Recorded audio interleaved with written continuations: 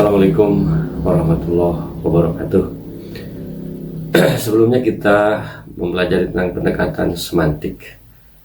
Nah, pada kesempatan kali ini kita akan belajar tentang pendekatan semiotika dalam kajian Al-Quran.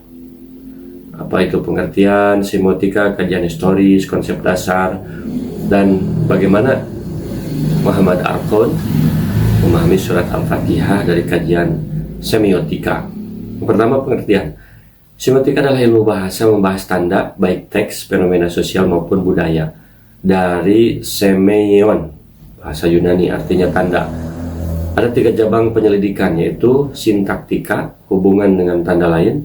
Yang kedua, semantika, hubungan dengan designet atau objek yang diacu. Yang ketiga, pragmatika, hubungan dengan pemakai tanda. Kemudian bagaimana sejarahnya semiotika ini?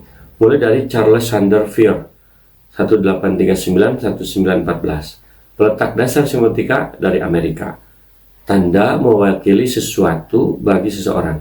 Lalu Ferdinand de Saussure 1857-1913 Masehi, pengajar linguistik di Jenewa, bahasa ibarat musik, yaitu menurut de Saussure. Ada 5 pandangan ya menurut de Saussure. Lalu ada Roman Jakobson, lahir di Moskow 1896. Ia mempelajari struktur bahasa, metafor retoris, kesamaan, metonimia, kesinambungan. Menurutnya bahasa memiliki 6 macam fungsi. Lalu ada Roland Barthes, lahir 1915. Area yang ia teliti adalah peran pembaca.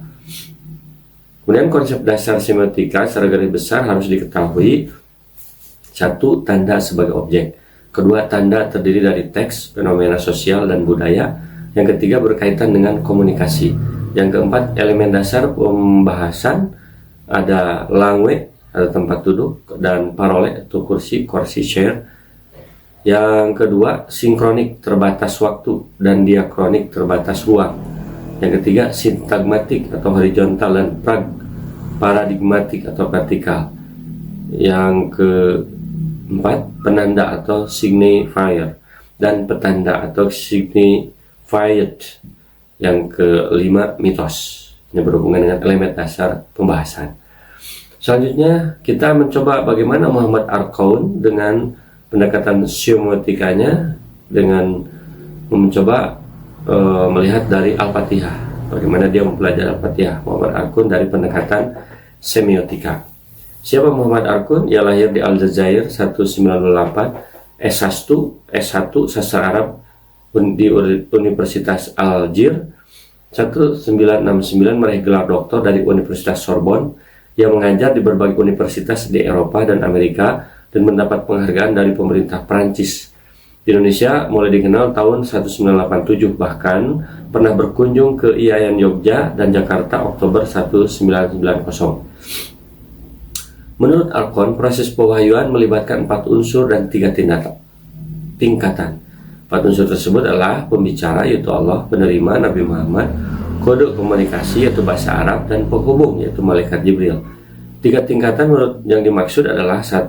Alkitab, yang kedua kitab resmi terbuka, official opened corpus, yaitu sebelum mushaf Utsmani.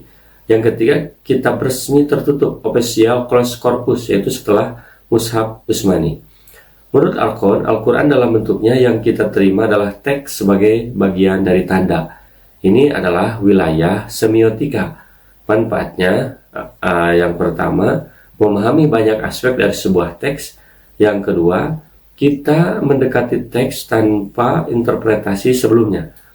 Meskipun tidak total, karena belum ada semiotika yang khusus mengkaji teks agama secara khusus. Arqon mengajukan 2 langkah dalam memahami Al-Quran. Yang pertama, momen linguistik kritis. Yang kedua, momen hubungan kritis. Arqon membaca Al-Fatihah melalui 2 tahap. Yang pertama, tahap analisis linguistik kritis. Ini mengenai tanda-tanda bahasa Arab. Ada 6 tanda. Isim ma'rifah, dhamir, fi'il, isim dan musamma. Yang kelima, struktur sintaksis. Yang keenam, prosodi atau persajakan. Tahap analisis hubungan kritis. Ini menurut Arqon ya. Sebenarnya ini kurang memadai. Tapi ia mencoba dengan mengemukakan hubungan kritis dengan mencari penanda akhir atau signifi dernier. Untuk mencari penanda akhir ditempuh 2 cara. Yang pertama, eksplorasi historis, membaca kembali tafsir klasik dan mencari penanda akhir di dalamnya. Yang kedua, eksplorasi antropologis, itu mencari penanda akhir lewat mitos yang memperlihatkan bagaimana bahasa dipakai untuk berbagai simbol. Nah, Arkon termasuk intelektual muslim yang berani dengan menafsirkan Al-Quran menggunakan metode barat. Dengan begitu hikmahnya banyak orang barat yang tertarik dengan Al-Quran. Berkaitan langsung dengan surat Al-Fatihah, dilihat dari istilah-istilah yang terkandung di dalamnya, tidaklah berkaitan dengan suatu acuan yang jelas. Arkon memahami keterbukaan berbagai istilah dan ujaran yang ada di dalamnya adalah Alhamdulillahirabbil alamin Ar-Rahmanir-Rahim, mengacu pada ilmu-ilmu dasar ontologis dan metodologis dari pengetahuan. Maliki Yaumiddin berkaitan dengan persoalan eskatologis. Iyyaka na'budu wa iyyaka nasta'in adalah tentang peribadatan. Ihdinas siratal mustaqim adalah tentang etika. Alladzina an'amta 'alaihim adalah tentang ilmu kenabian. Wal maghdubi 'alaihim waladhdallin tentang sejarah spiritual kemanusiaan.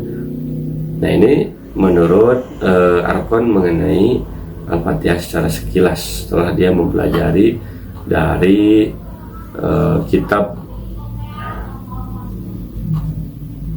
yang membahas tentang Al-Fatihah secara panjang lebar, itu dalam tafsir Al-Kabir, ya, karya Ar-Razi. Demikian pembahasan ini, mudah-mudahan bermanfaat. Assalamualaikum warahmatullahi wabarakatuh.